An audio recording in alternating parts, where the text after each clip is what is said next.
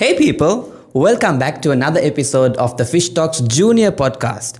Just like every other day, even today we have a very special guest with us. But before she introduces herself, I'm going to ask some quick fire questions with her. She's going to answer it. Are you ready? Yeah. Okay. So I'm going to ask a few questions and answer as fast as possible. Okay? Would you prefer ice cream or cake? Ice cream. Sneakers or flip-flops? Flip-flops. Dogs or cats? Dogs. Books or movies? Books. Winter or summer? Winter. Pizza or burgers? Pizza. Singing or dancing? Dancing. Chocolate or vanilla? Chocolate. Daytime or nighttime? Daytime.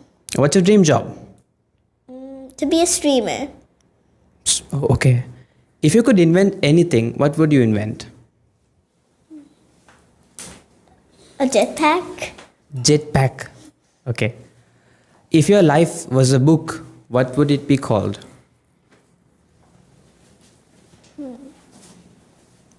Diary of a Wimpy Kid? I was gonna say that. Is it going to be Diary of a Wimpy Kid? Funny. Maybe I'll name the Wimpy Kid something else. Okay. 3 words to describe yourself.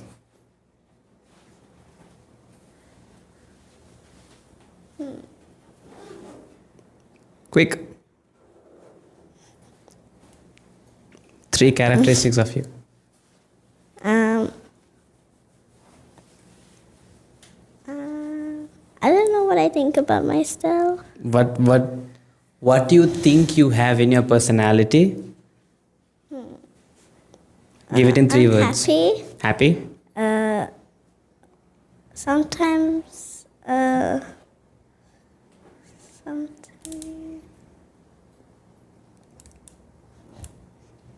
Happy. Sad. Okay. You can't say happy and sad both at once because it's about you. Oh, okay. Happy is one. Energetic? Yeah, I like that. Funny? Exciting? Maybe, I don't know. Yeah, maybe. So, happy, energetic, funny. Cool? Yeah. Okay. What's your favorite cartoon character? Do you watch cartoons? Yeah, I watch Bluey all the time. Okay. What's your favorite cartoon character? Bluey. Okay. What's your proudest moment so far? Going on to the milestone. We'll get to that in detail. If your brain had a color, what color would it be? Lavender. Okay, interesting. So that's it with the quick fire questions. Shall we get into the podcast? Okay. Okay, let's get into it by introducing yourself. Talia, tell me about yourself. Your name, your hobby, your ambition, your school, where you come from, your favorite color, blah, blah, blah. Everything about you. My name is Talia. Just follow a format. Name, school, age, hobby, ambition. Okay? Name, school, age, hobby, ambition. My name is Talia. My school is LPF Academy. I am 9 years old. Then what? Hobby. I like to draw, read, and play with my dog. Ambition. I don't exactly have one yet. You said you wanted to be a streamer. Yeah, but I don't know if I won't be one or I will be one. Because there are also other ideas I want to do. What are the other ideas you have? I want to be an engineer, I think, and I don't really know yet. So if you want to be a streamer, don't you think this could be the starting place for you to start streaming? Yeah, Because this is kind of the streaming environment, the streaming setup. that's a lot of things. Yeah. But you should start from somewhere. Yeah. Maybe this could be the starting point. Yes. Awesome. You mentioned previously that your proudest moment is standing on that stage on the milestone. Yeah. Tell me about that experience. How did you feel? When I was on before I went on stage, I felt scared because it was the first time I was in front of a big crowd, and I didn't know what would happen if I messed up, and if they would think about something bad about me in their head, and I was just worried about that. So I didn't actually want to go to the milestone, but I kind of had to. And when I got on stage, I felt like I was going to mess up or something because I had to tell a lot of information. I didn't think I would remember all of that. And then I messed up on stage once, and I kind of got scared, but I memorized my notes a lot. So when my mother tried to remind me of what I was supposed to say, I ignored her and flipped through the pages on my own because it was kind of like I didn't hear her. And when I knew what to say, I kind of got scared again because I was thinking that people would think bad about me in their head again. And that's it. You had so much of fear in your head. Yeah. So much of fear of judgment, fear of failure, fear of messing up. And you actually messed up once. You said that you paused while delivering the speech. What happened then? Did the world end? No. Did people throw stones at you? No. Did people scream at you? No. Shout at you? What happened? They clapped. And my Did parents... they tell, look, get on, Talia, get on. Did they tell that? No. What was their reaction? They were clapping and they were smiling. And when I was telling a part of my speech, my father, he had never seen me actually do the final, the final speech. And when I talked about one part, he actually laughed because my mother was being funny at that moment. Okay. And that made me happy because I also wanted my parents to be happy and proud about what I did. Yes, I'm glad. You feared something and it actually happened. And the reaction that you expected did not come from the audience. How did you feel at that moment when the audience were encouraging you, when the audience were clapping you? I felt happy because I didn't give up. And I actually didn't back down from the fact I was going to a class. And I didn't actually want to because I wanted to spend free time at home. But then when my mother said she signed me up, I didn't really want to go. But when I came, everything felt good because I wasn't alone. And I had friends there that were also trying to make a speech. Yes. Would you climb on another stage to deliver a speech if you're given the opportunity today? Maybe first I might need to memorize a speech, maybe. That was the exact area why you flopped in the first speech. Memorizing it. Yeah? Because you memorized it only, you could not move on to the next area. Because you were like, oh no, I want to tell that and only go to the next one. No matter what the mother said, no, not that. This is what not coming to my mind. So what's the learning from that you got? I learned that if you don't face your fears, you won't have any fun in life. You have to face them to have fun. True. I agree with that. Do you still think memorizing the speech is the best way to deliver a speech? Memorizing it? I don't think so. Because if someone asked you about your life, you don't really have time to memorize a speech. So you're going to have to remember about things that happened in your head, and you're going to have to tell it all at once. Yes. So memorizing is not the best way. Yes? Yes. Awesome. Okay. So Talia, tell me about your experience in classroom. How was the preparation for that final speech you made? What did you talk about? I talked about waking up early. Why that topic? Because because at school, I kind of have to wake up early as well. Okay. Because of that, you chose that topic. Yeah. Okay. How was the preparation like? What efforts did you put from your side in order to craft that speech? I search on Google what you're supposed to do and how to wake up early. And I fixed it into a speech. And I made it some parts funny and some parts interesting. And I also told facts. And that part took a lot of memorizing because there were a lot of ways to wake up early and how you should wake up early. And it was just kind of hard because I was trying to make a video for you to see, but I kept on messing up and I got frustrated, so I had to stop because I wanted to get it all right. Yes, understandable. So a speech could be delivered in different ways. You could narrate it, you could act it out, or you could recite it, sing it. Same story can be delivered in different formats. You said you added some fun parts into your speech, made it funny, made it engaging. How did you achieve that goal? How did you make it fun? First, I thought of something funny, and that would make a crowd laugh. And I put the main character, I put a character there, and I just kept putting it into my speech, and I tweaked it. And then once I thought it was good and it was what I wanted, I would keep it there, and I would recite it again and try to remember it.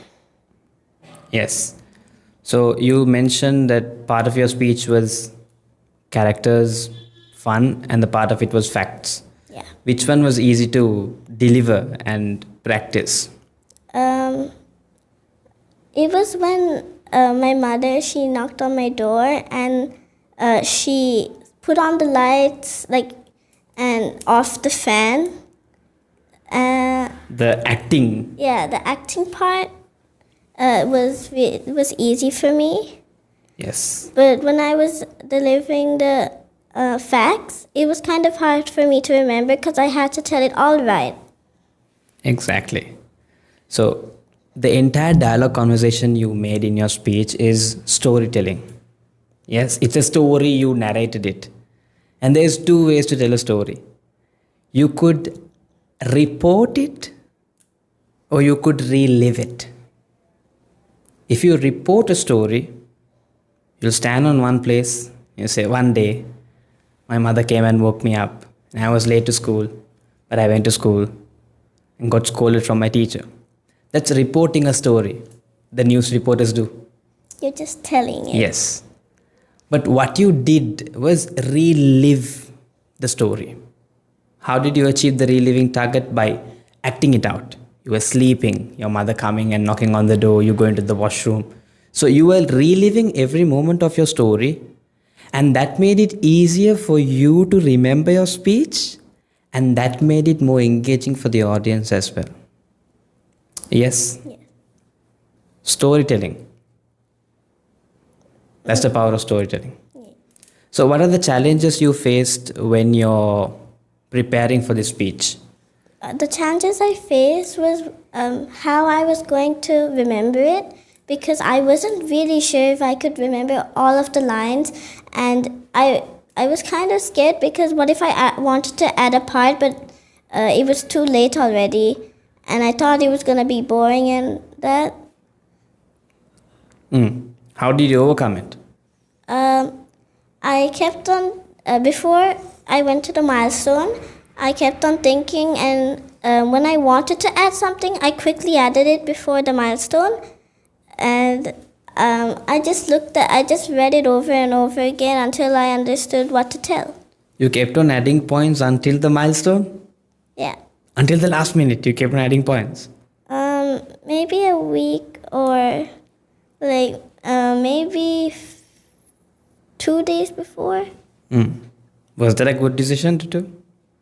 I think it was a good decision because it made my story more interesting. Okay, interesting. What did you enjoy the most during the sessions? Is it the speech delivery or the impromptu things or the games or the tap-you sessions? What did you enjoy the most? I liked the World Marathon and Tap You the most. Okay, interesting. What's your ambition? Again, I'm asking. Maybe the one I've been thinking of the most is a streamer. Does public speaking help you to become a streamer? Yes, because I'm going to be making videos as a streamer and people are going to watch it. So this is a good place to start. Okay. What is one advice you would give for the people who are scared of the same fear that you have? What will people think? What if I mess up? What if I forget? Even if someone thinks bad about you, there are more people out there who might love you. So you should keep trying and maybe one day you'll become famous. Correct. Maybe. Absolutely. All right. Talia, do you have anything else to share which I might have missed to ask? Any experiences? I don't know. Is your public speaking fear gone completely now? Not completely. It's just that when I first come, I'm kind of scared, but when I'm doing it, I feel better. It's like until you started, you had the fear. Yeah. That's the same in the podcast as well. Just before you started, you were like fully numb. Like, are you okay? I don't know. No. But now you're talking casually. Yeah.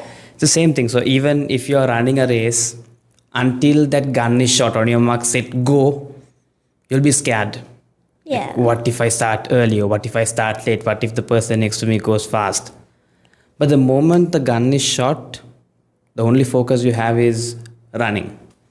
Even in speech delivery, it's the same thing. Until you start, you will have all the problems. What if that doesn't come to my memory? What if I forget that part? All sorts of assumptions. But the moment you started, the flow keeps going. That's the nature of anything, no matter how much of an expert you are. Okay? So that's not something you have to fear about. Take all the opportunities you get in your way. Never say no for it. Even if you're not sure about it, even if you think, I don't know, I might mess up, it's okay, you go and take it. When you asked me to come here, my mother told me, and I said, am I going to be like talking in front of a lot of people? And she said no. I didn't want to, but I also wanted to at the same time because I never did that before, and I wanted to try it. So I went. That's a normal place to stay in. You want to try it, but the fear is still there. Fear is there for everyone, not just for you. Even for me, I had the fear. Before I get on stage, I had the fear. What if I mess up? But it's normal as humans, okay? So that's not something to worry about.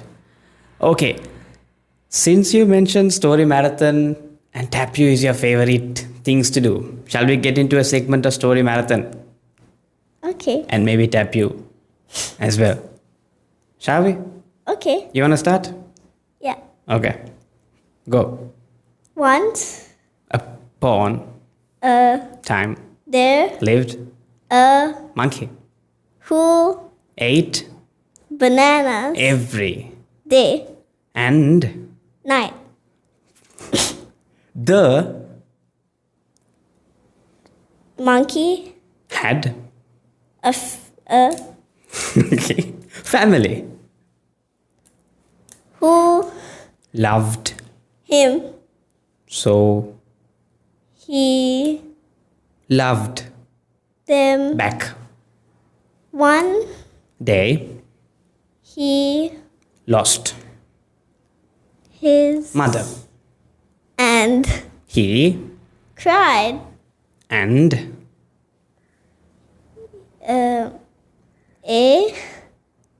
a snake came into his tree and tried to attack him and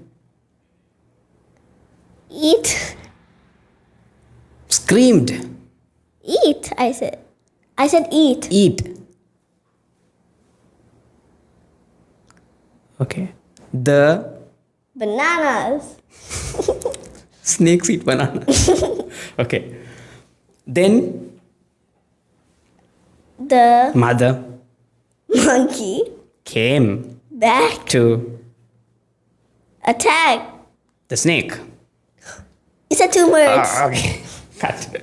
So, Talia, Yeah. you mentioned the milestone is the first stage you ever delivered a speech in front of people. Yeah.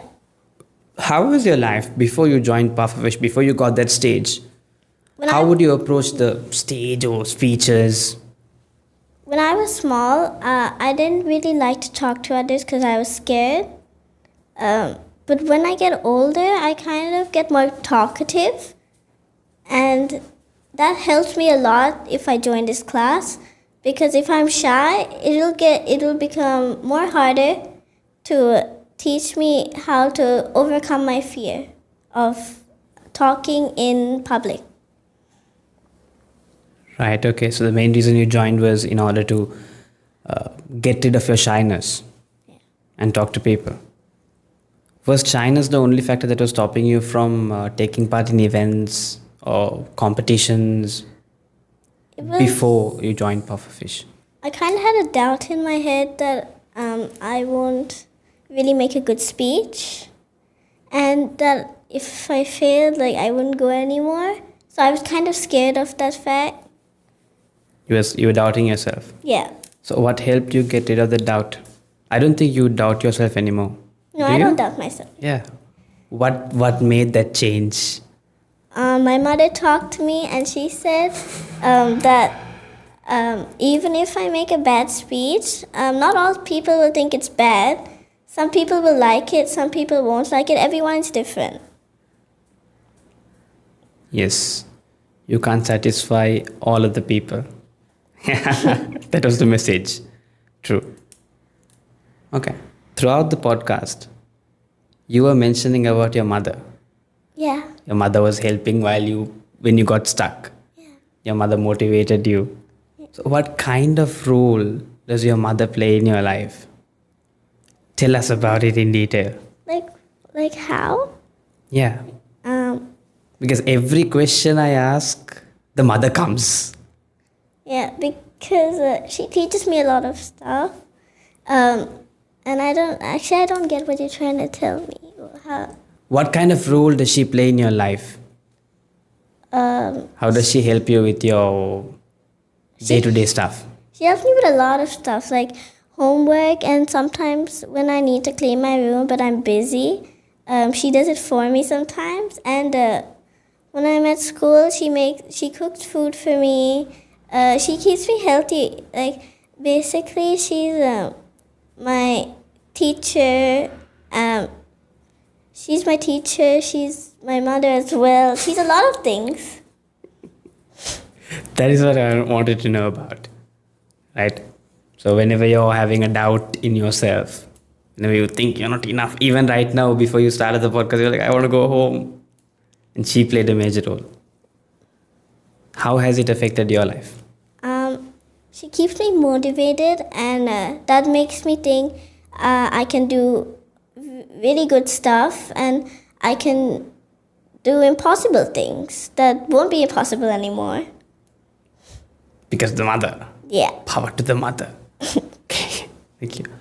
So Talia, it was very nice to have an insightful conversation with you.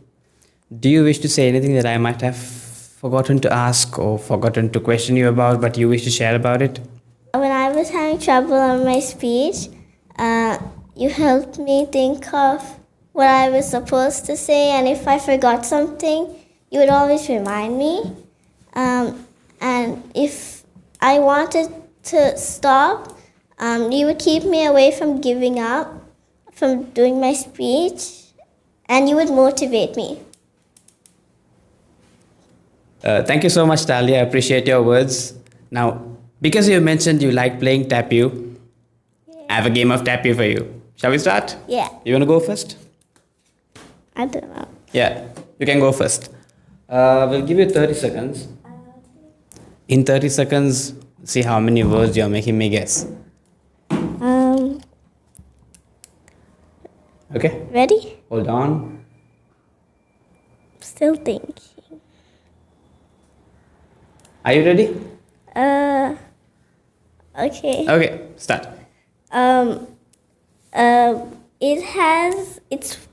It's usually white and brown. Cow. It's in a oval shape. Egg. Yes.